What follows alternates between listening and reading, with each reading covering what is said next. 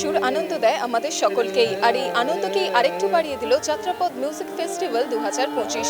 আয়োজিত হলো দ্য ক্যালকাটা সিতার কনসার্টের 7তম বর্ষে পদার্পণ করলো এই অনুষ্ঠান।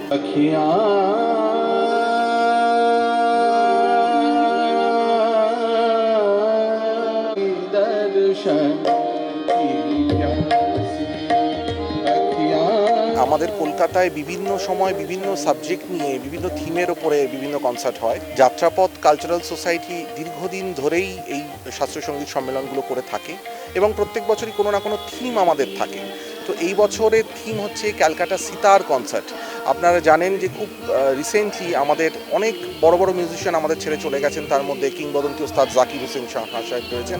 এই ক্যালকাটা সিতার কনসার্টে এই দুদিনের এই সঙ্গীত সম্মেলন হতে চলেছে এই দাগা নিকুঞ্জে আলকা জালান ফাউন্ডেশনের সহযোগিতায়, Ministry of Culture, Techno India University, Bharati Vidya Bhavan, নোভেস্টা গ্রুপের সহযোগিতায়। এবং এখানে এই দুদিনের সঙ্গীত সম্মেলনে ভারতবর্ষের কিংবদন্তি সমস্ত যারা সেতার বাদক, তবলা বাদক রয়েছেন তারা অংশগ্রহণ করছেন।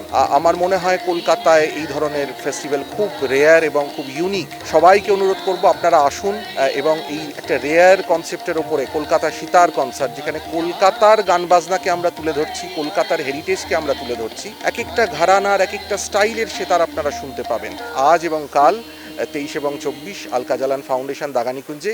এই অনুষ্ঠানকে, যাত্রাপথের সঙ্গীত সম্মেলনকে এনজয় করুন। নারায়ণ পরাবেদা নারায়ণ পরা।